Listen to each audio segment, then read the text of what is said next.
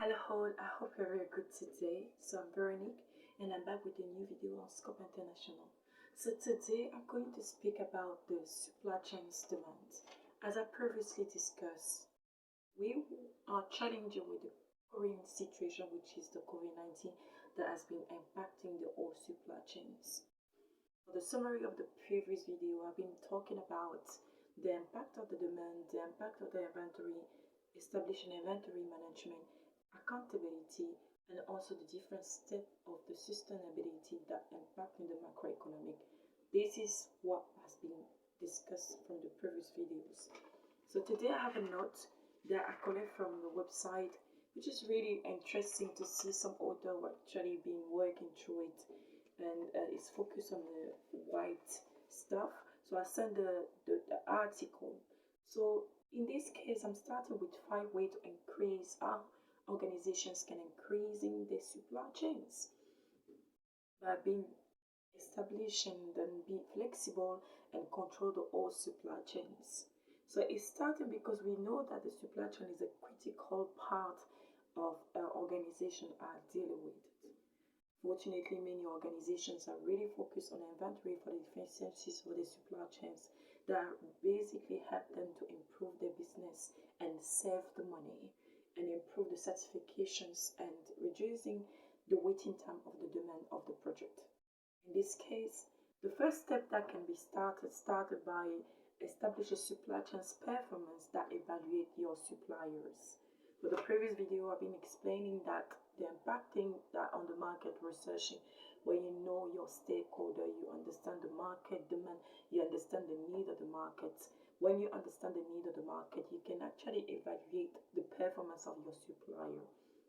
There are many of suppliers who actually can bring you profit in response to the key points of the organizations, and that's this is start with the aim of being more understandable of the part of the organizations, like the strengths and the weakness.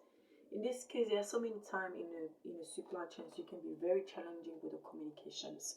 You can start with the for example, when you order an article and through the email you say this is a quantity that you want, and then you find out that you found out that the stock that has been planned, they actually cannot meet the inventory management.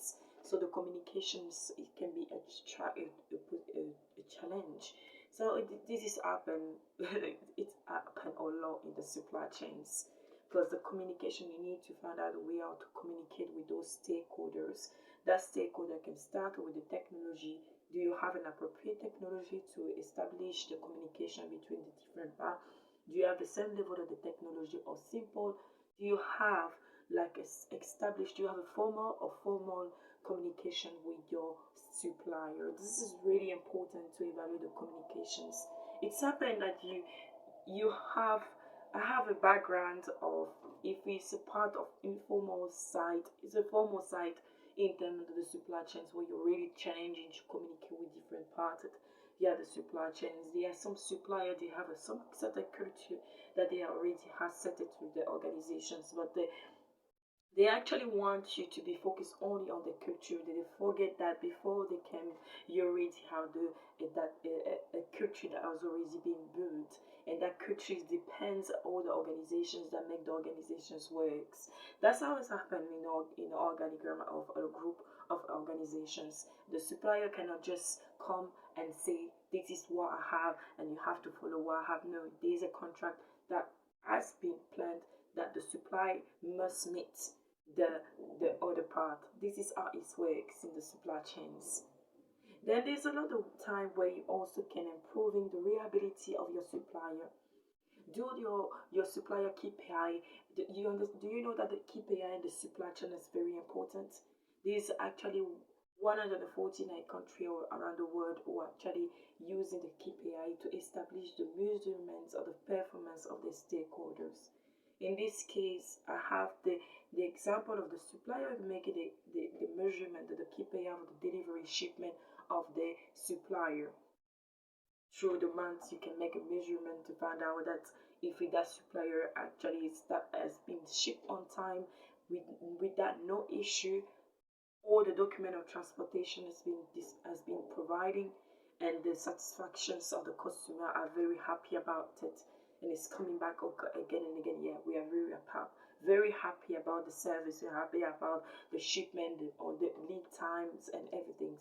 There are some supplier they do not even meet it anything at all. You've given them the information to dispatch on time, but they will always come to the cross-dogging very late. This is impacting in the time. They forget that internal organizations is impacting the production side, is impacting all the stakeholders also to meet the demand. They also need to understand that through the capacity of that organization, there's a limited capacity for a certain time. It depends the inventory control that the organization has been established through it. So that's why it's so important to find out the reliability of your supplier.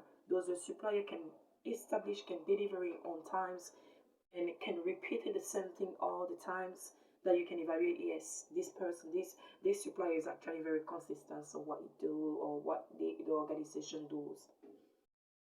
And also have analyze the reliability of your suppliers, and analyzing of the strategy of your supply chains. This is can accommodate with the stakeholders.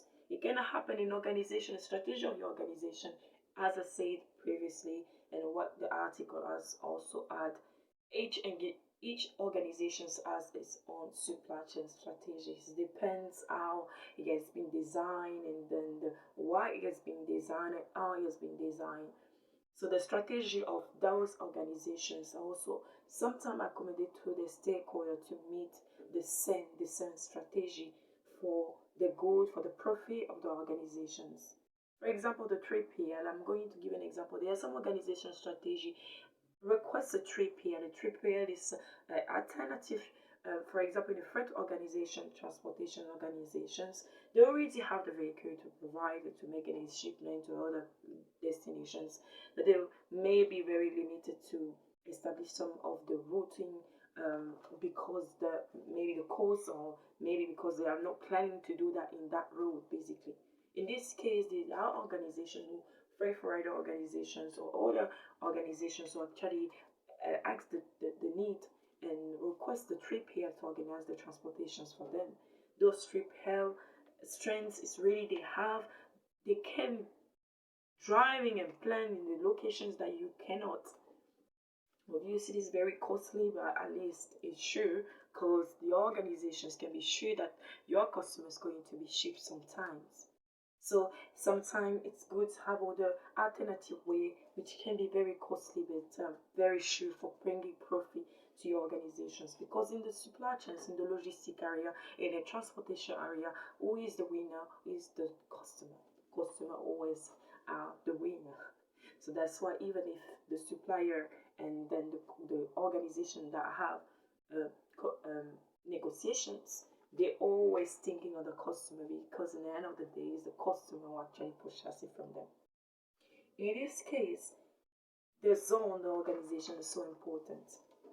Now that I'm talking about this, the second step, for example, give an example of pandemic. We live in a pandemic times where previously I say some store now they really thinking, I can see this store. Some organization of transportation really work through it. They demand, make sure that they meet the market, they meet the portfolio, they meet everything. Either they have some disruptions through the supply chains. These, for my opinion, regarding the article that's been edited through Facebook, in my opinion, is mainly focused on now organizations can see how they can improve themselves and be more agile and flexible anytime, any case like that, according to the COVID-19.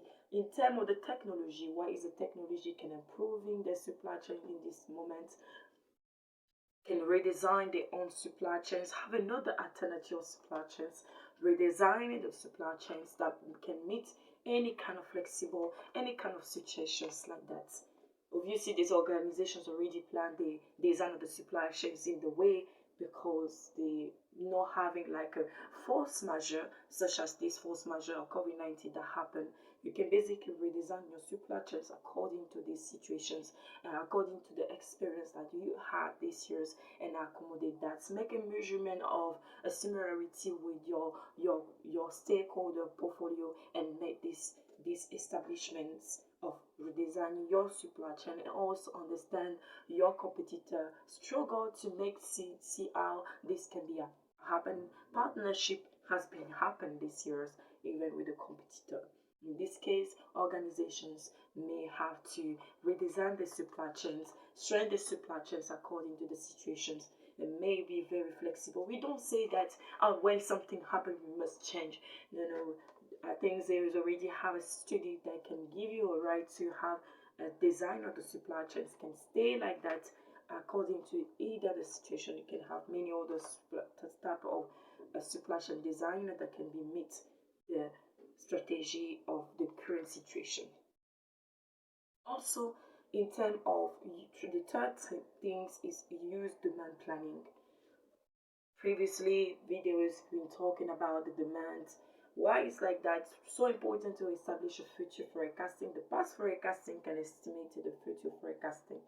It can list in the future forecasting of, you can determine your future forecasting for years or for months or for, you can do for very far years. Like you can say that let's do that for 10 years, let's do forecasting for 20 years, 50 years. You can already establish your forecasting, but this is depends the negotiations that you had with your stakeholders, and then you can establish a picture of, it can make an arena can make a simulations of your forecasting and how your organizations can actually optimizing in terms of your demand. It is optimizing because you can have a meeting with your stakeholder and show to the area, this is what can happen in 10 years, this is what can happen in 50 years, this is what can happen in 100 years. And you can establish a contract according to that and see if the organization's KPI can have the capability to respond to that. Also, the season change, depend the season. You see, every season can increase in the volume of the demand, the forecasting. That's why it's so important to do the forecasting and see which one of the chart, which one of the